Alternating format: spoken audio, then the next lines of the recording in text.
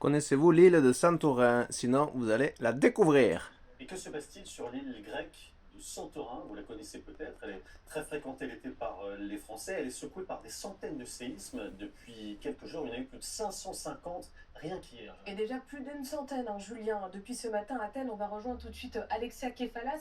Alexia, bonjour. Les habitants et les touristes fuient. 6000 personnes sont déjà parties et l'exode continue. En direct de Santorin. Santorini en italien. Oui, effectivement, il faut comprendre qu'il y a 15 000 personnes à peu près qui résident à Santorin toute l'année. En ce moment, c'est la période creuse, donc il y a quelques centaines de touristes. Et effectivement, ils se ruent vers le port principal ou l'aéroport. Il y a eu plus de ferries qui ont été affrétés, des avions aussi, pour justement évacuer. Alors, qui part en premier? Eh bien, ce sont surtout des fonctionnaires, des professeurs, puisque les écoles sont fermées au moins jusqu'à vendredi, jusqu'à ce vendredi. Les touristes aussi, ceux qui sont apeurés, parce qu'il faut comprendre que les secousses ne sont pas énormes. C'est jusqu'à 4,9 sur l'échelle de Richter qui en compte 9, 9 Et quand même même. plus de 9. Donc c'est pas si énorme, mais c'est continu, c'est en permanence. Un hôtelier me disait hier qu'il y a une secousse toutes les 4 minutes. Et en fait, c'est ce mouvement en fait qui est permanent et ce bruit qu'on peut entendre quand il y a un séisme qui les dérange particulièrement. Il n'y a pas véritablement de grand climat de panique. D'ailleurs, le Premier ministre grec appelle au calme. Mais la raison principale qui inquiète maintenant les sismologues particulièrement, eh bien, c'est comme le titre le journal Tanea, qui est le premier quotidien de Grèce, eh bien, c'est que les phénomènes sismiques sont en train de s'étaler dans le reste de la mer Égée. Donc aujourd'hui, grande vigilance, notamment des forces spéciales de l'armée sur les autres îles, vers Amorgos notamment, Anafi, mais aussi Ios. Amorgos, l'île du Grand Bleu. Merci beaucoup, Alexia. Ça mérite un arrêt parce qu'ils vont parler de notre sujet, comme ce sont les informations de 8 heures. Oui. Que Santorin, il y a plusieurs milliers d'années, je crois que c'était il y a 4000 ans, quelque chose comme ça, 2000 avant Jésus-Christ, a explosé. C'était la plus grosse explosion. C'est la plus grosse explosion qu'il y a eu jusqu'au même après, même quand il y a le Pinatubo qui a explosé en 1982 aux Philippines, c'était pas aussi fort. Donc c'est un stratovolcan et c'était la plus grosse explosion probablement des 10 000 dernières années. Et qui a baissé la température de la Terre de 2 degrés, qui a tué tous les habitants. C'est là où il y avait les Atlantes, que Platon a décrit dans deux de ses ouvrages. Donc ils ont été popularisés par Platon, il avait créé le roi Atlas et il avait bien décrit qu'ils avaient des cercles de terre où ils cultivaient plus de fruits et légumes que les autres îles des Cyclades et donc ils pouvaient commercer, que c'était la société la plus développée de l'époque puisqu'ils construisaient ça se voit toujours dans le musée d'Akritis qui est au nord, pardon, au sud d'Athènes mais au nord de Santorin ou au nord de la Crète, ou au sud de la Crète, je vais arriver, les Cyclades c'est un tas d'îles. Et donc, c'était les Atlantes, la société la plus évoluée, mais ils ont été détruits par l'explosion. Il y en a qui ont atterri en Égypte et qui sont devenus les prêtres de l'œil d'Horus, mais la plupart sont morts. Et donc, ou alors ils étaient allés en Égypte avant l'explosion, plus probablement, parce que ceux qui étaient encore à Santorin quand le volcan a explosé, ben, ils sont tous morts. Ils étaient comme même pas comme à Herculanum à Pompéi, où ils ont été conservés par la cendre. Là, ils ont été vraiment détruits. Donc, et puis ça recommence. Il y a aussi les Pouilles qui sont au sud de Naples. Ils le prévoient, ils le savent, ça, les Napolitains. Ils ont créé des grandes autoroutes pour s'enfuir, comme ils font là à Santorin, s'il y a des tremblements. Parce que il y a pareil, un stratovolcan dans les Pouilles, et s'il explose, il n'y a plus tout le sud de l'Italie vaporisé, détruit. C'est-à-dire, il n'y a plus Naples, il n'y a plus Rome, il y a plus rien. C'est très probable, ça arrivera dans moins de 50 ans. Donc les volcans, c'est ce qui rythme la vie sur Terre et sur les planètes qui en ont, parce que sur Mars, ils sont éteints. Il y a toujours des planètes qui ont des volcans. Donc c'est la principale activité des planètes comme la Terre qui ont des volcans. Et donc c'est un sujet, c'est même pas que c'est intéressant, parce que la plupart des gens les ignorent, les volcans. Mais c'est pas le problème. Que les gens les ignorent, s'ils se font tuer, tant pis pour eux. Donc, si on s'intéresse à sa survie, la première chose à étudier, c'est le magmatisme et le volcanisme. Voilà, après ils vont parler de je sais pas quoi. Ah non, elle était à Athènes, d'accord. Parce que Ah tiens, on a repéré qu'est-ce qui se la passe? présence dans la Oui, la ville mer de Égée, c'est où il y a les Mousson. Cyclades. Oui, il est bien loin de son Et la Turquie environnement aussi. habituel. C'est lui qui serait responsable des blessures ou de la mort de brebis et d'agneaux survenus il y a quelques jours à Séoul. Erwan Dominac. C'est le loup. Tués, Oui, blessés, c'est d'autres d'après les habitants du Haut-Vernay, Le 21 janvier c'est le petit Émile, il a été emporté, d'après le maire du Haut-Vernay, attaqué par ce qui semble bien être il a été emporté par un loup. l'Office français C'est pour de ça la qu'il est mort. biodiversité est en mesure de le confirmer. C'est l'hypothèse la plus probable, et c'est celle que met en avant le maire du Haut-Vernay, donc c'est celle qui a dû se passer. Parce qu'on a retrouvé son cadavre. Et là, c'est un animal, Mais abattu. même des humains. Et après, un peu de fascination aussi. Les loups peuvent aussi tuer des enfants, du C'est moins. improbable. Qui aurait pu penser ça? Un loup solitaire qui n'était assurément que de passage, indique la préfecture de la Manche. Là, on est sur une zone avec des herbus, avec la mer qui recouvre toute une partie de cette zone-là. C'est vraiment pas une zone favorable même pas une installation, mais à ce qu'un loup puisse. Des herbus et de l'herbe, d'accord. Sur cette zone-là, bien sûr. En janvier, Des endroits 7 herbus. animaux avaient été tués et 16 brebis et agneaux blessés. Une information Et parfois, il y a des Ce humains. matin, on commence à se projeter vers le festival de Cannes. On connaît l'identité du président, ou plutôt de la présidente du jury cette année, Joanna. Ce sera Juliette Binoche, l'actrice Ah. déjà césarisée et oscarisée sera au manette Ah ouais. de la 78e Les édition. 3 plus grandes C'est actrices un choix françaises, qui est Isabelle Adjani, parce que Catherine Juliette Deneuve. Binoche s'est déjà exprimée plusieurs fois pour dénoncer les violences sexuelles et sexistes. Lounis Kelaf. Au palmarès des femmes françaises à la présidence du jury de Cannes, elle est la 5e à endosser ce prestigieux rôle après Jeanne Moreau, Françoise Sagan, Isabelle Huppert et Catherine Deneuve. Oui, Isabelle Huppert Juliette aussi, Binoche à la grande tête du actrice. 78e Festival de Cannes, consécration pour la comédienne auréolée d'un César en 1994 pour son rôle dans Trois couleurs bleues Ouais, et d'un Oscar pour celui dans Le Patient une anglais. trilogie polonaise. Une habituée de la Croisette, Trois couleurs bleu, blanc, ces rouge. films ont été présentés en sélection officielle.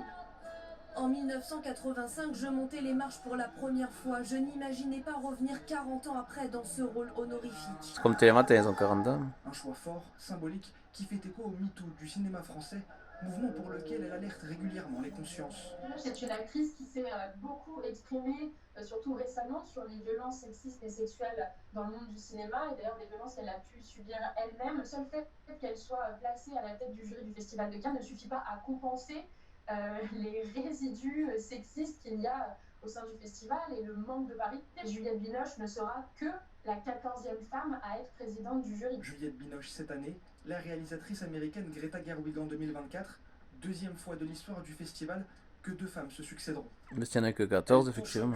Violette d'Orange, la plus jeune skippeuse du Vendée Globe, devrait arriver au Sable d'Olonne dans les jours qui viennent maintenant, avant la fin de semaine. En tout cas, vous l'avez sûrement déjà repérée.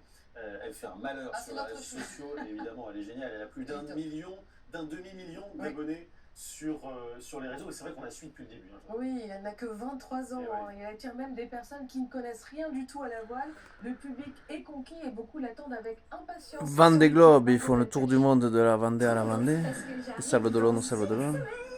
Ce n'est plus qu'une question de jours avant que la Benjamine de la Comme quoi, l'argent ne fait pas tout. sprint final. Elle est sponsorisée par McDonald's. Violette d'Orange, 23 ans, voguait au Et- large des Açores et tentait de se détendre malgré une mer agitée. Et elle a 2 bonnes semaines de retard. Dernier jour, donc on était dans l'Alizé de l'Atlantique Nord, il y avait beaucoup de vent et c'était assez dur Sur le parce premier. que ça tapait fort. Sur le haut du mât, sur son monocoque de 18 mètres de long nommé Devenir, la skippeuse a fédéré et fait rêver des centaines de milliers d'abonnés. Ah, c'est beau C'est à ça. la fois effrayant et à la fois trop beau. Il faut dire Elle a que la fédéré actrice et fait rêver. pour cette édition par C'est son magnifique. énergie J'ai réussi à aller jusqu'au et sa très grosse dose de courage. Des icebergs ont été détectés au nord de la zone des glaces. C'est impressionnant. C'est des icebergs C'est beau ça aussi. de 200 à 300 mètres. Et il y en a 9 sur 10 sous l'eau. Même dans les moments Les difficiles, icebergs. Violette, comme une guerrière, puise dans ses ressources. Tous les jours dans mes sacs d'avitaillement, j'ai une petite photo L'avitaillement. de mes copains. Ah, ils ont marqué ravitaillement, mais c'est elle a dit Ses proches ont l'avitaillement. déjà tout prévu. Sur Facebook, un groupe baptisé Virage Violette veut réunir tous ceux qui souhaitent l'encourager afin de faire de son arrivée une fête mémorable. L'invitation est lancée évidemment sur ce plateau, Ah, on a hâte de évidemment, on l'entendre. espère, Violette d'Orange. Oh, elle risque. La semaine prochaine, ça change les vieux loups de mer. Elle va l'avoir, l'invitation. Viendra. Lui, c'est Un vieux risque- loup de mer des un sports, risque Cédric d'accepter. Danville. Vieux, vraiment Non, expérimenté, c'est ce que Voilà, je c'est voulais ça, dire. c'est ça. Expérimenté notamment sur le business du foot, parce que depuis hier soir, le Qui mercato s'intéresse le foot, terminé, franchement. le marché des transferts qui a officiellement fermé ses portes. Ouais, voilà, c'est un petit peu la clôture de la bourse. Je sais pas si vous avez vu ce film avec DiCaprio, Le Loup de Wall Street. Oui.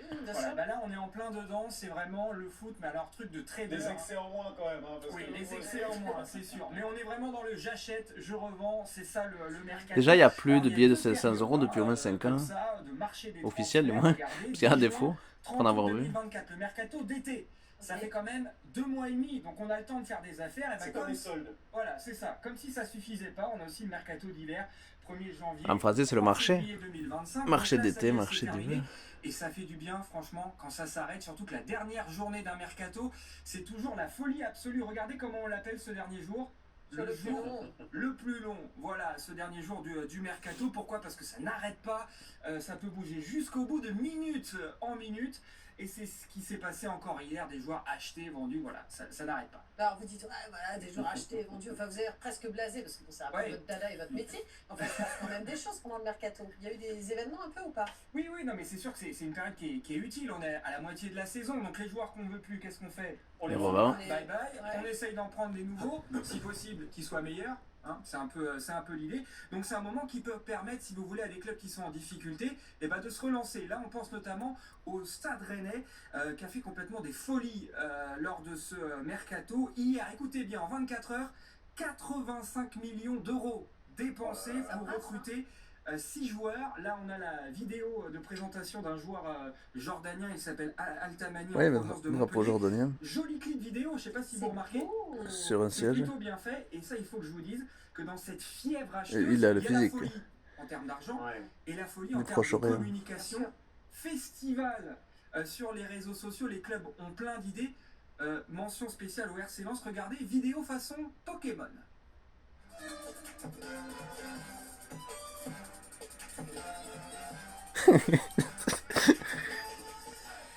Ils sont bons quand même. C'est rigolo, hein? Ouais, c'est bien. Je vais même noter les matins, je mets une petite carte. C'est-à-dire que là, vous êtes réconcilié avec le mercato, donc tout va bien. Oui, voilà, mais moi j'ai rien contre, hein. Attention, c'est juste qu'il faudrait peut-être diminuer un petit peu les doses. Regardez ces chiffres qui viennent d'être publiés par la FIFA, donc la Fédé internationale en 2024. Plus de 8 milliards d'euros dépensés sur les marchés des transferts pour plus de 25 000 transferts de joueurs et joueuses. Qui s'intéresse 8 milliards et demi de dépenses? Qui s'intéresse? Ce marché qui est complètement fou. Là, on a les hommes et les femmes qui sont compris en même temps, plus de 25 000 transferts. Mais attention, il y a un monde d'écart entre les hommes et les femmes. Montant record du transfert chez les hommes, 222 millions d'euros. C'était qui? C'était Neymar. D'accord. Et là, chez les femmes, à votre avis, c'est quoi le record? 10 millions. Quelques millions. 500 000. Voilà. Il vient d'être battu, donc là, on a encore du Il y a boulot encore à faire. du boulot. Combien? Progrès. 1 million. Merci beaucoup, Cédric. On passe à la météo. Si c'est 1 million, c'est déjà bien. C'est ça qu'il a dit? 1 million. Ouais, c'est 2 fois plus que ce que je pensais. C'est déjà bien ces hôtels 1 million, mais Alors, bon. ce temps-là, ça va pas Encore. nous coûter très cher, hein, parce que... Alors, je vais faire avant moins de 15 minutes, pardon, avant 15 minutes. Parce que... L'auteur irlandais Oscar Wilde, c'est l'incertitude qui nous charme, tout devient merveilleux dans la brume. C'est pour faire passer un petit peu la pilule, vous voyez comme voilà. C'est vrai que c'est beau dans la brume. Anticyclonique d'hiver, on fait toujours attention. Mais ça sera pas la même demain. Donc, par contre, la citation de Wilde, c'était magnifique. C'est l'ensoleillement qui En gros, pour tout le monde, excepté chez les là aujourd'hui, c'est bien. L'hexagone est côté température -4 sans nuages, mais d'habitude, il y a des nuages dans le nord et la journée, nous avons des valeurs de saison mais contrastées de à Strasbourg, du soleil dans le sud. D'habitude. de la Corse. Merci, Julia. Merci. Mais là, non. De toute façon, je vais envoyer la carte de la météo là. Alors lui, il a été 2 ans, Bonjour Olivier Dubois. Bonjour. Merci pour 711 votre jours présence. presque, Merci d'être avec nous ce 2 matin. ans. Vous êtes journaliste et vous publiez ce livre. 2 ans otage, Prisonnier du désert, voilà. aux éditions Michel Lafon. Ce désert, C'est vous en particulier. parlez beaucoup, ce désert au nord du Mali qui est devenu votre cellule. Donc ça va dépasser 15 minutes si je le filme. Vous voulez bien revenir sur ce qui vous est arrivé le 8 avril 2021. Quel souvenir est-ce que vous gardez de ce jour-là? J'ai un souvenir assez précis, évidemment. Je prends l'avion le matin, Olivier Dubois. j'arrive en fin de matinée à Gao, et j'ai rendez-vous à 14h30, Au Mali, 14h30 Gao. avec un chef djihadiste pour une interview.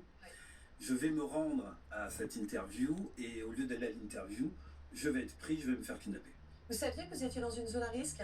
Mais oui. Moi, c'est une zone sur laquelle je travaillais. Ouais. C'est une zone où on n'a pas le droit d'aller normalement. Donc voilà, c'est ça. Donc vous étiez conscient des risques que vous courrier Voilà. à ce moment-là. Il faut dire que moi je suis au Mali depuis 2015, c'est pas le premier déplacement hors de Bamako Bien qui est un sûr. peu la zone gardée, enfin la zone de sécurité, mais là ça va déraper. Qu'est-ce que vous ressentez justement à ce moment-là? Vous comprenez tout de suite ce qui est en train de se passer? On voit bien comment est Non, l'Afrique non, ça met- sur ça met- cette ça met un peu vidéo. de temps, justement. Je commence à comprendre qu'on avait une interview de C'est la terre 45 battue, minutes, mais et pas que j'étais censé l'Afrique. revenir 2 heures L'Asie, après, au l'Amérique point du de niveau avec Sud. mon fixeur. Et le temps passe, on L'hémisphère est en sud. voiture, et je me C'est rends comme compte ça. que le délai qu'on avait mis en place est dépassé. Et il me rassure, il me dit non, ça va se faire après. Et on sait aussi un peu que quand on va avoir des djihadistes, ils ne seront pas là où vous les attendez. Pour des raisons de sécurité, ils vont peut-être changer l'heure, le jour, etc. Donc je ne m'inquiète pas trop. Et là où je vais m'inquiéter, c'est quand on va s'arrêter, qu'on va me déshabiller, on va changer mes vêtements, on va me placer dans un second véhicule, et là on va m'annoncer que je suis kidnappé. Qui sont vos ravisseurs? Alors je pose la question très rapidement, parce qu'il y a 2 groupes djihadistes, il y a l'État islamique, ultra violent, et puis il y a le JIM, violent, mais qui vont négocier, enfin du moins ils ont négocié. Ils veulent une rançon. Voilà, exactement. Et je tombe sous la férule des premiers, donc du groupe de soutien à l'islam et aux musulmans. Si ça avait été Daesh? Je ne serais peut-être pas là à vous parler actuellement. Où est-ce que vous dormez? Dans quelles conditions est-ce que vous allez vivre votre captivité dans le désert? Alors moi, pendant 700 jours, j'ai été dehors. On dort par terre, on mange par terre, on se lave par terre, on fait tout par terre. Et ce qui est fou, c'est que vous êtes dans un univers que vous décrivez très bien. C'est-à-dire sur la terre C'est battue, le comme on voit. désert. Le désert, vous n'êtes pas dans une cellule, vous n'avez pas des barreaux, vous avez un horizon, vous avez vous voyez en fait ce paysage dont vous ne pouvez pas sortir. Voilà, le désert, ça englobe tout. Vous êtes un film au milieu d'un grand tout, en fait. Et c'est les barreaux de votre prison, ce sont les murs. Il va falloir que je teste ça pour me rendre compte qu'il n'y a pas d'échappatoire. Parce que vous pouvez toucher la liberté du doigt, mais jamais vous pouvez l'atteindre. Et en gros, c'est ça le désert. Quand vous dites tester, justement, c'est que à 4 reprises, vous allez vouloir vous évader. Vous allez essayer de vous évader. Voilà, je ne vais pas me résoudre à rester, c'est dans le livre, mais il y a différentes raisons. Mais, donc j'ai tenté de retrouver ma liberté. Et je me rends compte que c'est impossible. On est dans des coins super isolés, on est à, je sais pas, une centaine de kilomètres du premier campement, de toute vie. Et c'est une prison terrible. On ne peut pas s'évader dans le désert. Il y a même un jour où vous allez rebrousser chemin et revenir, en fait. 3 fois. 3 fois, ouais. Ça, c'est le pire. Mais c'est ça. C'est que tu arrives à échapper, en fait, à la surveillance. Disons, vous préparez tout et vous nourrissez un grand espoir de liberté. Bien sûr. Au bout d'un moment, c'est vous-même qui décidez de revenir pour différentes raisons. Et c'est l'échec, faut absorber ça, faut vivre avec ça, c'est très compliqué. Est-ce que vous avez vécu ces scènes terribles qu'on imagine? Peut-être qu'il n'aime pas marcher seul. Moi, je me serais échappé sans revenir. Mais peut-être qu'il n'aime pas marcher Sur seul. la temple, oui, alors pas sur la temple, mais en face de moi, j'ai eu ce qu'on appelle une exécution, un simulacre d'exécution. Donc évidemment, à l'époque, au moment où ça arrive, on ne sait pas que c'est un simulacre. Mais voilà. Ou alors il avait plus d'eau. S'il avait plus d'eau, là, on peut pas s'échapper. En fait, 711 jours dans le désert, avec ces journées. Personne. En ce qui me concerne moi, si vous voulez, la première semaine, j'étais à la Même Jésus, Moïse, de l'angoisse. 40 jours dans le désert. C'est pas possible, quoi. Enfin, je ne me voyais pas faire. Ils ont pu sortir de l'eau quand même. Donc Des rapidement, roches. je vais faire du sport, ça semble rien, mais ça structure mentalement et physiquement. Et puis, Sans doute il avait plus d'eau dans le j'ai vu un désert. peu ce qui s'est passé. C'est le plus probable. J'ai été trahi. C'est pas moi le problème. Voilà, entre autres, et puis même eux, sur le coup, je me dis que c'est eux. J'avais une lettre d'invitation, et je me dis, c'est pas possible, enfin, c'est pas moi le problème, c'est eux qui ont besoin de moi, donc pas d'esprit de soumission, on essaie de rester debout, et puis aussi, on continue le travail, quoi. Je suis venu faire une interview, c'est un reportage que je peux faire, il va être à durée indéterminée, faisons-le, et je me lève tous les matins en me disant que je vais au boulot, que je suis au boulot. Et vous allez écrire. Vous allez mener une enquête et vous allez écrire sur des petits bouts de papier. Vous avez même trouvé plein de stratégies pour écrire. Voilà ce que j'observe, ce que j'arrive à avoir comme information, en cachette, je le mets sur des papiers, enfin tout ce qui traîne, des emballages, des choses-là, et je cache ça, pour pas qu'ils le trouvent. Est-ce que ça vous hante encore aujourd'hui? Vous avez un suivi psychologique? Ah oui, j'ai un suivi psychologique comme ça. Enfin, ça va être long, mais ça va mieux. Mais oui, ça continue. Avant de prendre de vos nouvelles aujourd'hui, on va revenir sur un objet qui a été très important pour vous, c'est la radio. Ah ouais. La radio qui vous a permis de rester d'une certaine façon en contact avec un monde extérieur. Et il y avait une date que vous ne ratiez pas, c'est tous les 8 du mois. Voilà, tous les 8 du mois, j'ai eu la chance, et c'est pas arrivé à On est le 4. français dans le Sahel, d'avoir des messages de mes proches. Oui. Donc c'est un vrai distributeur d'espoir. Qu'est-ce que vous c'est pour ça. ressentez quand vous entendez la voix de vos proches? C'est là, bizarrement, Tout je me simplement. sentais le plus fragilisé. L'amour. Ça me faisait un bien fou, et en même temps j'avais très peur, parce que moi je savais que j'avais des messages, mais eux aussi. Et je me disais toujours, mais s'ils m'enlèvent cette radio, qu'est-ce qui va m'arriver? Comment je vais faire? C'est comme une addiction en fait. Hein. Vous avez un rendez-vous le 8 et vous avez besoin de ça. Vous savez que c'est le 8 ou le 9 ou le 10? Vous connaissez les jours, les dates? Oui, moi je me répétais les dates tous les jours. Donc je n'étais pas désorienté. Comment est-ce que vous pouviez vous orienter dans le temps justement? Alors le soleil pour les horaires et puis se répéter la date du jour depuis que j'ai été kidnappé tous les jours. Est-ce que vous aviez conscience qu'il y avait une mobilisation quand même en France d'ailleurs? Grâce à la radio. Grâce à la radio. Je l'apprends avec la radio. Au départ, je suis solo. C'est pour ça que je voulais m'aider d'ailleurs. Évidemment, et rejoindre ceux qui vous attendent, effectivement. Nous, on était au courant de votre situation, on suivait effectivement, mais voilà, on va laisser ceux qui nous regardent poursuivre, évidemment, cette histoire à travers la lecture de ce Prisonnier livre. du désert, ça peut m'intéresser, ça, chez Michel Lafon. Vous allez aujourd'hui, parce que c'est la question qu'on peut se poser. Là, il en parle Ça fait bien, presque 2 ans de maintenant. façon réaliste. Comment est-ce que vous vous sentez? Est-ce que c'est quelque chose qui vous Mais il y a de accompagne? fortes chances Est-ce que vous que devez s'il est revenu, c'était par manque d'eau dans le désert saharien, au Mali. Pour être en Côte d'Ivoire, c'est un manque d'eau, je suis presque sûr. Que j'aurais jamais vécu sinon.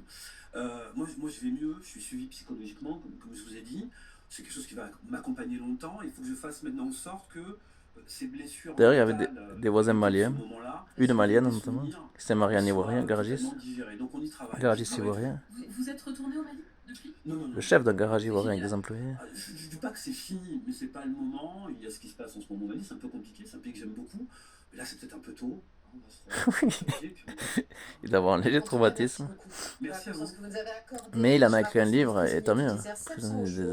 711. Parce qu'il est compté. Allez, une bonne nouvelle médicale maintenant dans un registre un peu plus léger, parce que figurez-vous, docteur Mascret, ça fait des décennies, des générations, tous les parents disent arrête de te gratter, arrête de te gratter. Ouais, ben ça, si ça vous gratte, il y a des crèmes, ou alors on peut mettre de l'eau. C'est révolutionnaire ce que vous nous dites ce matin, docteur. Avec les mains propres, attention, il faut pas quand même surinfecter les... Ouais, mais ça fait des... Effectivement, c'est pas moi qui dis, c'est les chercheurs de l'université de Pittsburgh. Ils ont eu l'idée d'étudier en détail... Ça fait rougir la peau quand on se gratte. Voilà, de prurite. Quand on fait ça, avec les ongles, quand on se gratte, ça fait des marques rouges. Quand vous avez comme ça une agression sur la peau, il y a des nerfs sensitifs qui vont tout de suite envoyer un message au cerveau. Oui, non mais... D'abord, ils vont libérer une substance pruritogène qui déclenche des démangeaisons. Oui. Et ils vont dire à votre cerveau, hé, ça gratte à cet endroit-là, il faut le gratter. Et d'ailleurs, très rapidement, il y a le message sur le cortex moteur, envoie quelque chose. Enfin, Oui, mais il ne faut pas gratter avec les ongles. Ça peut être les fesses. Envoie quelque chose pour aller gratter l'endroit qui te démange comme ça. Et si on se gratte, qu'est-ce qui se passe? On va se gratter parfois jusqu'à avoir mal. Ouais, c'est ça qui est pas bon. Et pourquoi on fait ça? Il faut Parce pas. que quand il y a la douleur. La douleur a une propriété, c'est que c'est une voie principale pour notre cerveau. Le reste, c'est superflu. On élimine ce qui était démangeaison. Ce qui compte, c'est la douleur. Et justement, il y a ce mélange. C'est un peu douloureux, mais quand même, ça soulage bien de la démangeaison. C'est le mal qui fait du bien. Et à Pittsburgh, ils ont découvert le nouveau phénomène, effectivement, qui nous dit grattez-vous quand même quand ça vous gratte, parce que, eh bien, tout simplement, ça stimule le système immunitaire. Et ça va lutter évidemment contre l'agresseur, en tout cas si c'est un agresseur. Et de quelle façon? Une petite infection qui commence à un endroit. Donc quand on se gratte, on stimule le système immunitaire, le sang arrive en masse pour aller amener les défenses. Et pour ça que ça rougit. S'il y a du sang qui arrive. C'est très froid, et en ce moment aussi il fait froid en France. Et on dit que Pittsburgh, c'est au nord-ouest des États-Unis. D'urticaire au froid, quand il fait très froid, il va y avoir des plaques rouges qui vont apparaître, un petit peu gonflées, et ça, eh bien, ça s'explique aussi. Ouais, c'est bien côté ça, gratter. Ce qui se passe, c'est que dès qu'il fait froid, vous savez, vous allez fermer les fenêtres chez vous. Et bien là, ce qui se passe à la surface de la peau, c'est qu'il y a tout un réseau superficiel d'artérioles, de vaisseaux qui amènent du sang, de la chaleur. Mais là, on dit, attendez, déperdition de chaleur, il faut garder ça pour l'intérieur, pour les organes vitaux. Donc, on ferme tout ça et le réseau superficiel va s'appauvrir, se fermer. Mais ça veut dire que la peau n'est plus nourrie, n'est plus oxygénée, n'est plus hydratée. Donc, évidemment, pour éviter l'agression du froid, il faut se couvrir, bien se couvrir. Mais oui. Y compris le nez. N'oublions pas que 5 degrés de baisse de température dans le nez, ça diminue de 40% les défenses immunitaires. Donc, votre grand-mère a raison, il faut mettre un cache-nez. Oui. Ou se couvrir le nez. Au niveau de la peau, évidemment, il faut aussi bien être hydraté. Alors, j'allais dire par l'intérieur, donc bien s'hydrater. Merci beaucoup. Vous mettrez ils vont faire une pause. Et on peut se gratter. Allez, la suite de Télématin, c'est dans un instant, évidemment, juste après la célébration de l'émission et de ses 40 ans par nos invités. Regardez. Et après, c'est la pub. Je crois que c'est un anniversaire important. Joyeux anniversaire. C'est les 40 ans. Bon anniversaire, Télématin. Regarde ça tout. Très joyeux anniversaire. Kim Canet. Je sais pas, Julien Doré, sans doute, il doit être quadragénaire. Il a l'air de son message. Par contre, c'est les infos dont je vais pas vous filmer les infos, désolé. Voilà, bonne journée, on va couper à 25 minutes, il en reste 10. Exactement. Ça en fait du programme. Et puis Emma Guessel aussi. Emma Guessel, elle a décidé de s'intéresser aux belles carrosseries. Regardez. Vous pouvez toujours le voir sur France 2 si ça vous intéresse.